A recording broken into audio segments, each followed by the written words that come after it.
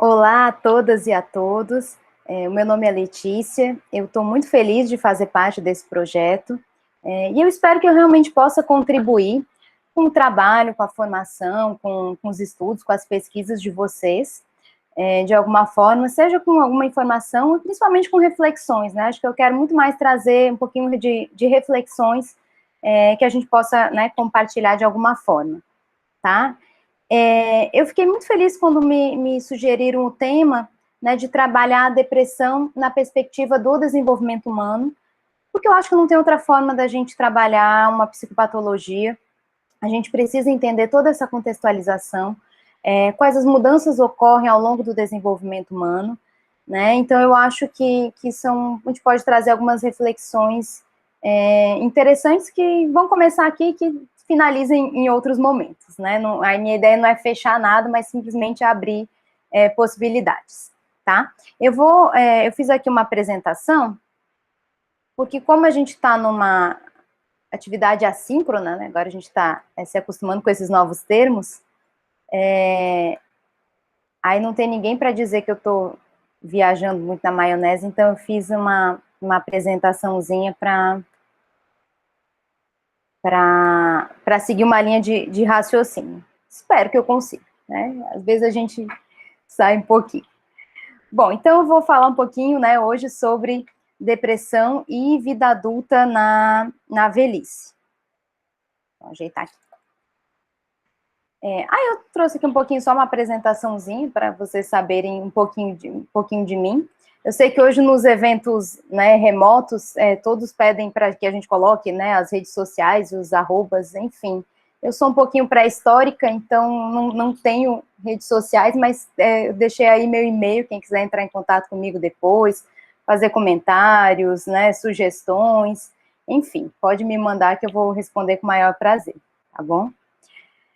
Bom, aí eu pensei em algumas coisas para falar, não necessariamente vou falar nessa ordem, espero seguir a linha, né? Então eu pensei em falar um pouquinho sobre desenvolvimento humano, depois depressão, já relacionando a depressão na vida adulta e na velhice. E depois, para a gente pensar um pouquinho sobre ações, né? Que ações que a gente pode fazer em prol dessas questões, tá? Bom, primeiro, a gente tem que pensar um pouquinho sobre o que é o desenvolvimento humano, né? E é importante entender que o desenvolvimento humano é uma ciência, e é uma ciência eminentemente interdisciplinar. Isso é muito importante porque a gente não tem como trabalhar com seres humanos, né, principalmente nos campos das psicopatologias ou no campo da saúde como um todo, se não for de forma interdisciplinar. Eu realmente não acredito que a gente consiga trabalhar de uma outra forma, né? Então, para compreender o desenvolvimento humano, para compreender como a gente se desenvolve ao longo da nossa vida, a gente precisa sempre pensar numa perspectiva interdisciplinar, né? A gente precisa pensar em todos os fatores que vão influenciar no desenvolvimento do ser humano, tá? Então, entre conhecimentos e disciplinas, né, como a psicologia, economia, genética, antropologia, ciências sociais, entre muitas outras aí que existem, tá? E por que a gente precisa pensar em tantas disciplinas? Por que a gente precisa pensar em tantas dimensões? Porque o ser humano, ele é complexo, né? Então, para a gente entender dessa complexidade do fenômeno, que é o desenvolvimento humano, para a gente conseguir compreender todas essas inter-relações, a gente precisa pensar com todas essas áreas. Obviamente que a gente não tem como ter um conhecimento aprofundado de todas essas áreas, esse nunca vai ser o objetivo. Mas a gente precisa entender um pouquinho que existem influências que vêm de outras áreas, que às vezes não é aquela que a gente tem grande expertise, e que a gente precisa ter uma noção mínima e saber as interferências que elas exigem, tá? Aí, pensando mais no desenvolvimento humano, quando a gente vai pensar nas psicopatologias, é sempre importante a gente pensar que a saúde como um todo, tá? Não apenas quando existe uma patologia, mas, né, nossa saúde, de uma forma geral, ela vai sofrer várias influências. Eu nem sei se influência é o melhor termo, mas talvez sejam dimensões do que compõe a nossa saúde, né? Então, nós temos influências que são de ordem biológica, influências que são de ordem psicológica, influências que são de ordem sociocultural, influências que vão depender de como a gente tem se desenvolvido ao longo da vida. Tá? Eu trabalho muito na perspectiva da psicologia lifespan, né, que vai compreender o desenvolvimento ao longo da vida, e eu acho que é importante a gente ter essa noção de continuidade. E às vezes a gente fala de desenvolvimento humano, e muitas vezes as pessoas associam a fases, associam a fases de vida estanques. E não é bem assim que acontece, né? Na verdade, quando a gente fala de desenvolvimento, a gente está falando do ser humano em qualquer momento da vida, mas como ele vai se desenvolvendo, quais as influências que vão interferir no desenvolvimento dele, e como é que eles vão chegar em cada ponto da sua vida, considerando tudo aquilo que ele passou em todos os outros momentos. Né? Muitas vezes, eu venho muito do trabalho com idosos, né? E às vezes me fazem alguma pergunta, porque os velhos isso, os velhos aquilo, então o adulto jovem, o adulto de meia idade, e muitas vezes parece que aquela pessoa nasceu velho, ou nasceu adulto, e esquecem que ela carrega todo um histórico de desenvolvimento. E esse histórico é extremamente importante ser considerado, porque a pessoa só é aquele velho que é hoje, só é aquele adulto que ele é hoje, porque ele foi uma criança, porque ele foi um adolescente, porque ele foi um bebê. E tudo isso vai fazer com que ele seja hoje quem ele é. E é muito importante a gente ter essa noção de continuidade, né? E às vezes quando a gente faz essas designações etárias, é muito mais uma questão didática, tá? É muito mais uma questão para a gente conseguir compreender aquelas pessoas naquela corte de uma forma mais clara, né? Para a gente explicar algumas situações. Mas a gente sempre precisa entender esse contínuo. Isso é extremamente importante, né? E aí, já pensando um pouquinho na psicopatologia, especificamente na depressão, a gente tem que entender também alguns outros conceitos que vão ser importantes para a nossa conversa daqui em diante, tá? O Baltz vai falar um pouquinho sobre algumas mudanças que interferem no nosso desenvolvimento, né, que fazem o nosso desenvolvimento. E ele vai dizer que essas mudanças são de 3 tipos, né? O primeiro grupo de mudanças são mudanças que são normativas, graduadas por história, ou seja, são aquelas mudanças que vão interferir em todas as pessoas que estão vivendo naquele período histórico, independente de qual idade que elas estejam. Um exemplo bem claro que a gente está passando atualmente é essa pandemia da Covid-19, né? A pandemia está atuando na nossa vida, está mexendo com a vida de todas as pessoas do mundo inteiro, independente da idade que elas tenham, independente de onde elas morem, independente do que elas façam. Então, essa é uma mudança de todas aquelas mudanças que a Covid tem trazendo para cada um de nós, são mudanças graduadas por história, o que vai atingir a todo mundo, todo aquele grupo de pessoas, obviamente que de forma diferente, mas vai interferir na vida de todos nós, tá? Isso é muito importante quando a gente vai pensar em alguma psicopatologia, porque muitas vezes acontece os que a gente chama, de repente parece que dá um boom de alguma psicopatologia, né? Por exemplo, atualmente tem falado muito de ansiedade, depressão também, teve um tempo que a depressão acabou sendo um pouco mais forte, né? Então, claro que tem a ver também com os estudos, claro que tem a ver com os diagnósticos, mas também tem a ver com o que nós estamos passando nesse momento histórico, né? Então, com certeza, por exemplo, os padrões ou as características dos sintomas depressivos que a gente tem vivido atualmente, com certeza são diferentes daqueles do ano passado, por exemplo, né? Porque teve mudanças aí, para algumas pessoas maiores, para outras pessoas menores, para cada pessoa em uma área diferente, mas vai trazer mudanças, tá? Um outro tipo de mudança são mudanças normativas graduadas por idade. O que essas mudanças vão trazer? São aquelas mudanças que são esperadas que aconteçam com a maioria das pessoas em cada determinado grupo etário. Então, por exemplo, é esperado que isso em um determinado contexto, certo? Sempre é bom fazer esse recorte.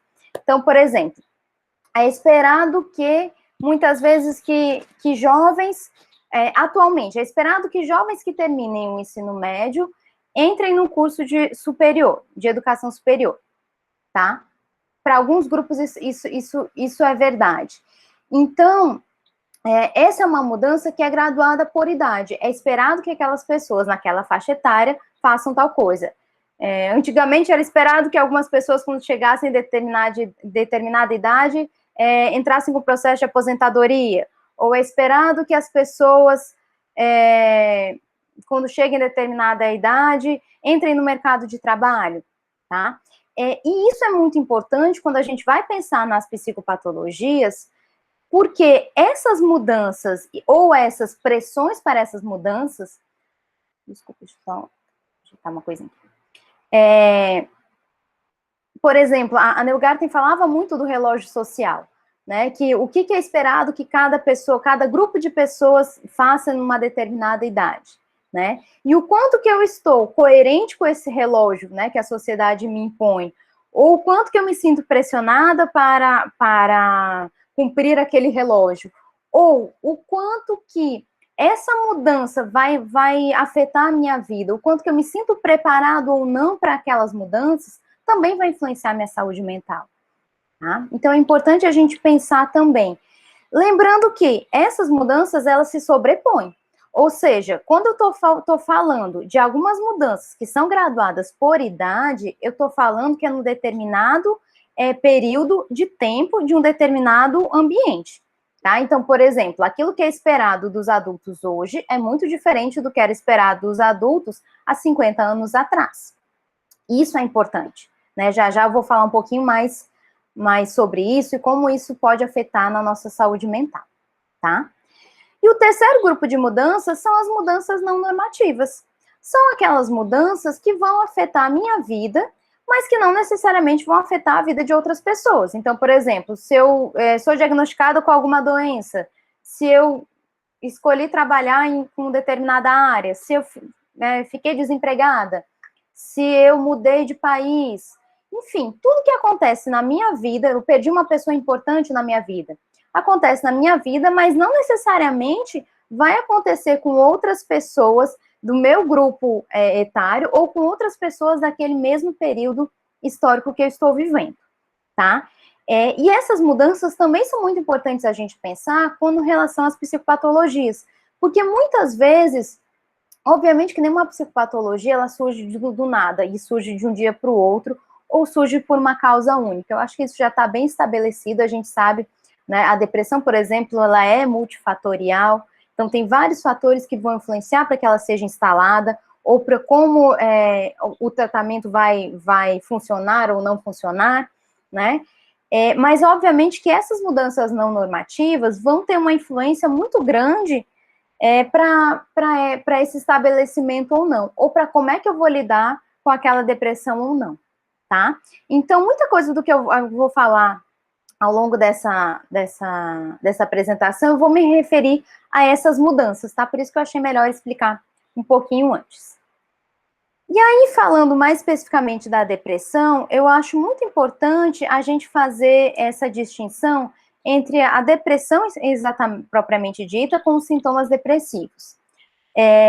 Por que eu acho importante? Porque muitas vezes esses dois conceitos, eles se misturam, tanto por causa de mitos que estão aí na sociedade, né, que as pessoas muitas vezes querem fazer diagnósticos de depressão por causa de sintomas, né, como por culpa de nós mesmos pesquisadores, que muitas vezes, quando vamos redigir os nossos relatórios de pesquisa, os nossos artigos, muitas vezes a gente utiliza inadequadamente, por exemplo, eu utilizei uma escala que avaliou sintomas depressivos, e eu vou dizer que eu relacionei tal variável com depressão, enquanto, na verdade, eu não fiz um diagnóstico de depressão na pessoa, eu utilizei simplesmente uma escala, tá? Então, muitas vezes a gente faz mesmo isso, né?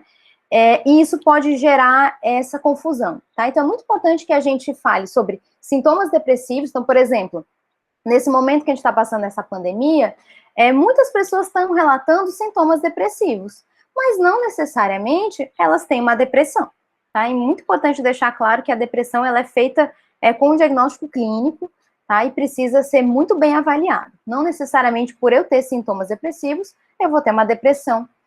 tá? Então, acho que é importante só ressaltar. Aí que eu trouxe os critérios diagnósticos, né, da depressão, que está lá no DSM. Eu não vou ler aqui, porque eu acho que ele já está bem disponível, mas eu trouxe ele por uma razão bem específica. Esses critérios, quando eles foram desenvolvidos, né, e quando eles foram pensados, foram sempre baseados em pesquisas, e os próprios tratamentos que são recomendados para o transtorno depressivo maior, por exemplo, geralmente eles são feitos baseados em estudos com adultos. Quando eu falo adultos, eu estou dizendo adultos, jovens adultos ali de meia idade, no máximo, tá? Então, é muito importante que a gente entenda que, geralmente, aquilo que a gente estuda sobre depressão, a gente está se referindo a adultos. No entanto, nem sempre a gente considera as questões de desenvolvimento do adulto quando vai estudar a depressão. Então, é uma ambiguidade que muitas vezes pode gerar confusões. Tanto quando eu vou falar, por exemplo, de um diagnóstico com outras faixas etárias, que não o adulto, né? Eu vou falar mais especificamente daqui a pouco como é que fica isso na velhice. E também porque muitas vezes eu deixo de perceber algumas coisas que são próprias da vida adulta. Isso vai ser muito importante, principalmente quando a gente for falar de prevenção, tá? Então, geralmente, esses critérios aqui, eles são muito baseados no adulto. Aí eu trouxe aqui só um gráficozinho, não sei se está dando para ver, que vai falar um pouquinho sobre essas mudanças da prevalência de transtorno depressivo ao longo da idade.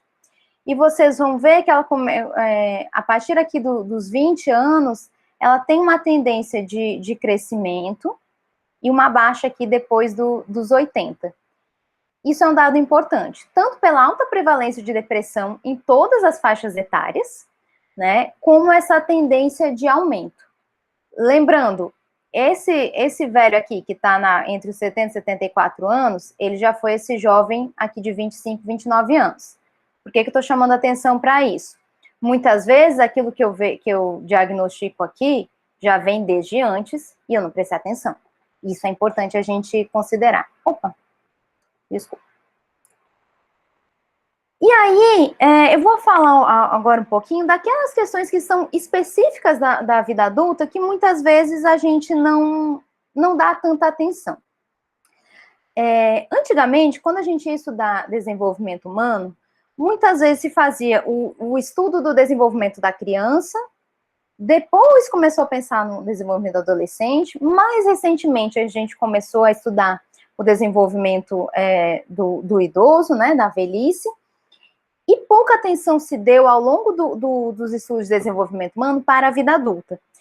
Porque muitas vezes se tinha aquela falsa ideia de uma estabilidade, né? Como se, por exemplo, a gente sai da adolescência, que é um período de muitas mudanças, é um período de mudanças em várias dimensões da nossa vida, e é como se a gente chegasse na vida adulta e existisse uma estabilidade.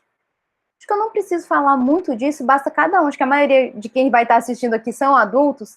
Pensem um pouquinho na vida de vocês, das pessoas que vocês conhecem da mesma idade, e me digam onde é que vocês encontram estabilidade.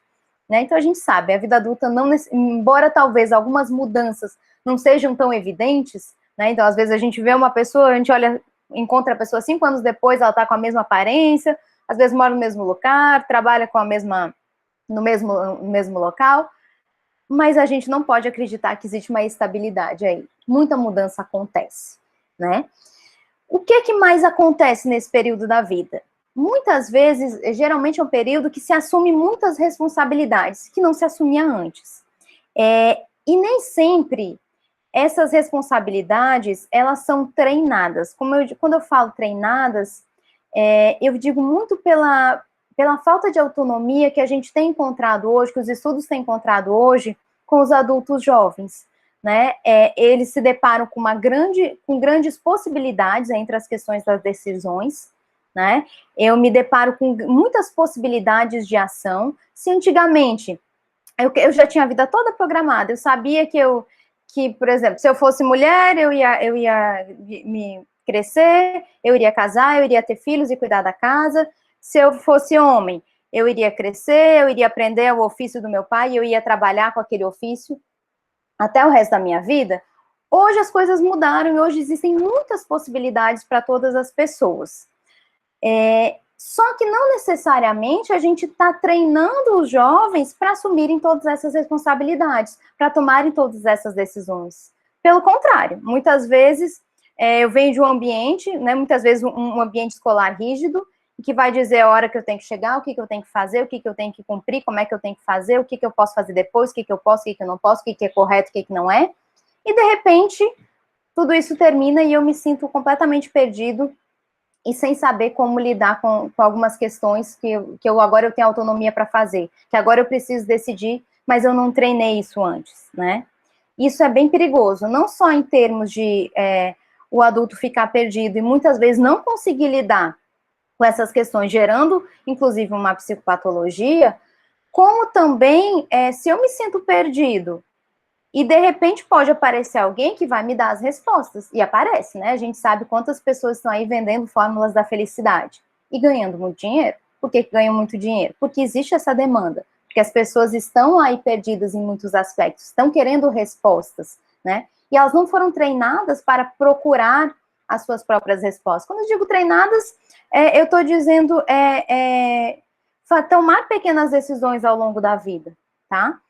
Isso é muito importante. E é uma das consequências que a gente está vendo hoje do próprio adoecimento na vida adulta, tá? Muitas responsabilidades, decisões, autonomia que eu preciso e que não necessariamente eu sei como lidar, né? As mudanças nas relações sociais, a forma como a gente se relaciona na vida adulta é muito diferente de como a gente se relaciona quando é criança ou quando é adolescente, né? Todas essas pressões que nós temos atualmente, né? Que as pessoas precisam ser bem-sucedidas em muitos aspectos da sua vida, precisam ter sucesso no trabalho, precisam seguir um padrão físico de beleza X, precisam estar satisfeitos com as suas relações sociais, precisam estar aparentando felicidade, precisam estar se desenvolvendo cada vez mais profissionalmente. Então, existe uma série de pressões e não existe ali um contraponto de um auxílio para eu lidar com tudo isso. E talvez a questão que eu acho que seja uma das mais importantes quando a gente vai falar da depressão hoje, que é a questão do tempo. A vida adulta traz tantas necessidades, traz tantos desafios e traz tantas demandas que geralmente as pessoas não têm tempo para olharem para si. Elas não têm tempo para perceber o que estão sentindo. Não têm tempo para perceber que não estão bem. Ou que, em alguns contextos, em algumas situações, eu não me sinto bem. E se eu não consigo perceber isso, eu não tiro esse tempo para olhar para mim, para perceber como é que eu estou, para perceber como estão as minhas relações, uma hora isso vai crescendo e uma hora vai explodir. Tá? Então, muito do que a gente vê hoje relacionado à depressão dos adultos, geralmente quando elas chegam para buscar ajuda, já aconteceu tanta coisa que poderia ter sido evitada e vai virando uma bola de neve, né? Então, se iniciou ali com um incômodo que era na minha vida pessoal, de repente já está atingindo meu trabalho, de repente já está atingindo outras relações que eu tenho, e aí chega um momento que eu não sei mais lidar com tudo isso, tá? Deixa eu botar aqui para carregar o computador. Bom, e aí... Essas aqui são algumas questões para a gente pensar um pouquinho sobre a vida adulta, tá? Vamos lembrar que esse adulto, ele vai envelhecendo e ele vai levando todo esse acúmulo de coisas ao longo da sua vida, ao longo do seu envelhecimento. E aí ele vai chegando na velhice. E aí eu trouxe aqui para vocês alguns dados sobre a prevalência de doenças crônicas na velhice. Vejam aqui que a depressão é a quinta doença mais prevalente que a gente tem hoje na velhice, né? Primeiro, hipertensão arterial, depois dor nas costas, diabetes, artrite, daí vem a depressão. A gente tá falando da depressão, mas é muito importante que a gente olhe para essas outras aqui também, tá? Não só porque a gente vai falar de tudo de uma forma interligada, mas porque a forma como a depressão vai se manifestar na velhice geralmente não vai ser daquela forma que eu mostrei antes ali, como está descrito no DSM. ou como muitas vezes a gente estuda depressão. Quando se estuda depressão de uma forma geral, geralmente, como eu falei, a gente está estudando a depressão no adulto, tá?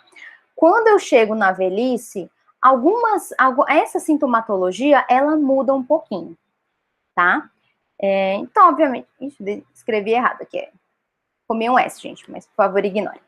Então, obviamente que na velhice, da mesma forma, né, de uma etiologia multifatorial, e é importante que a gente considere que muitas vezes essa depressão que se inicia na velhice, ela vai estar relacionada com fatores de riscos que são cumulativos na população idosa, como muitas perdas que vão surgindo em decorrência da velhice, ou que não são em decorrência da velhice, mas que eu só me dei conta na velhice, tá? E muitas vezes elas vão estar relacionadas com esses fatores. Existe uma depressão que a gente chama de início tardio, que geralmente ela se inicia lá entre 60 e 65 anos, né? E geralmente esses fatores estressores estão relacionados com essa depressão de início tardio.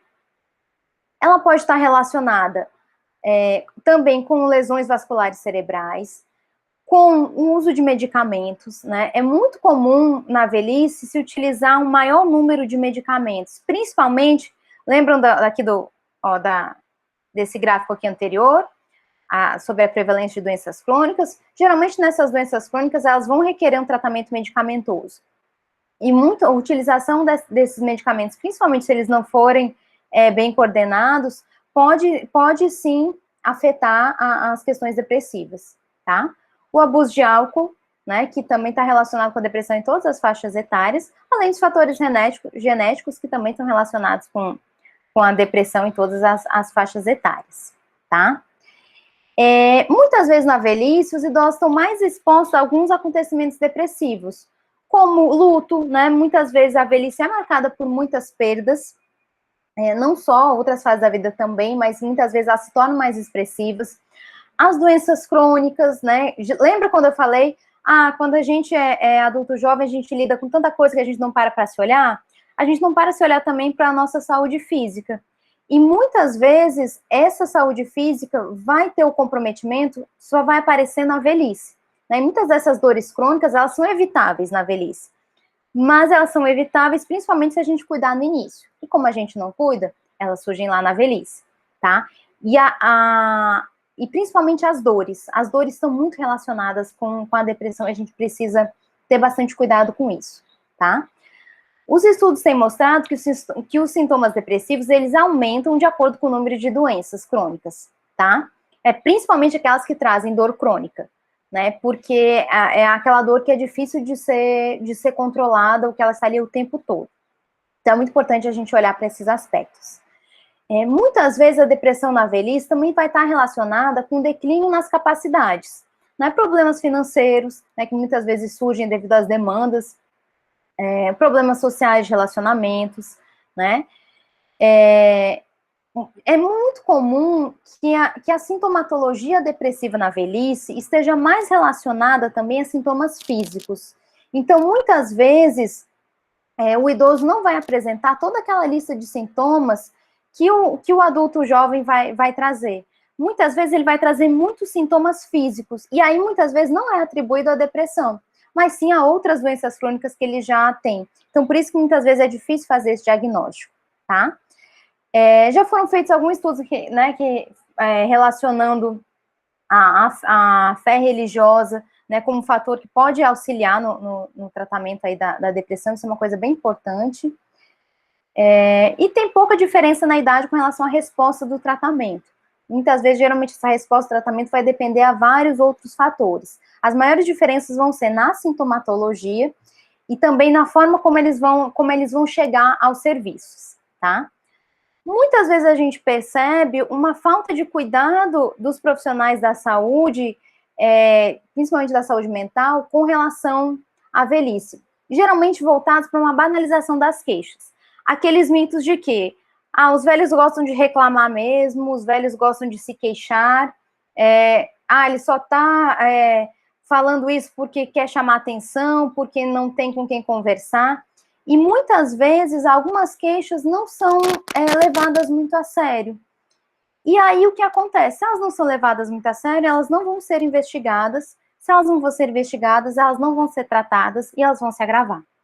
Tá? Então é muito importante que tenha um treinamento com os profissionais de saúde com essas queixas dos idosos. Elas não vão vir da mesma forma que o adulto jovem. E é importante que a gente preste atenção nelas. Tá?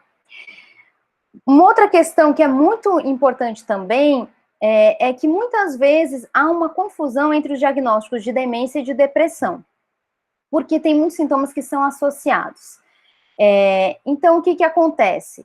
Muitas vezes eu tenho pacientes que estão com sintomas, né, alguma perda ali cognitiva, algum déficit cognitivo, e que eu posso confundir, que pode trazer, que eu posso confundir com sintomas depressivos, como, principalmente, o sintoma, se eu tenho uma depressão, ela vai interferir no meu desenvolvimento cognitivo.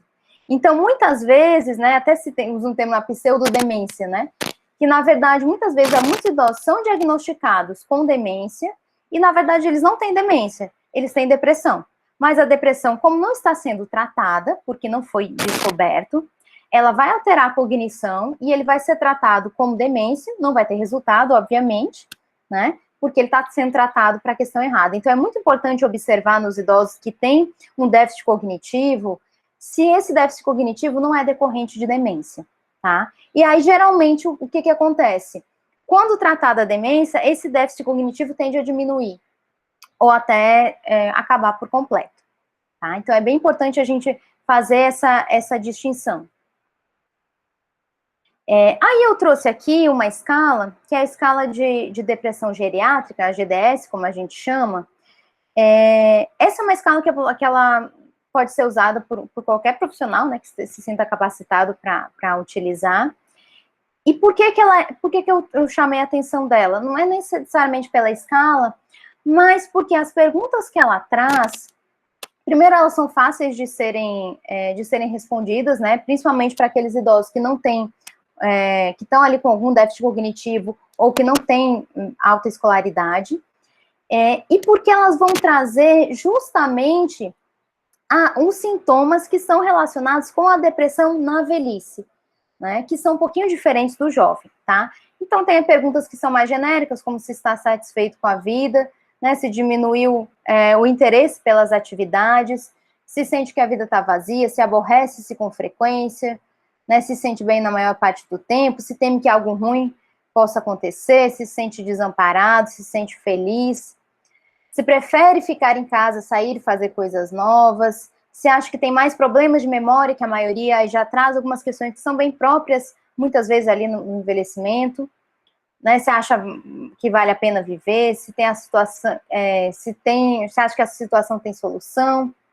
Essa comparação, essa pergunta que é bem interessante, porque muitas vezes os idosos, eles vão falar de si se referenciando ao outro, né? Então, eu vou dizer, eu me sinto bem, porque as outras pessoas da minha idade estão muito mal, então eu tô bem.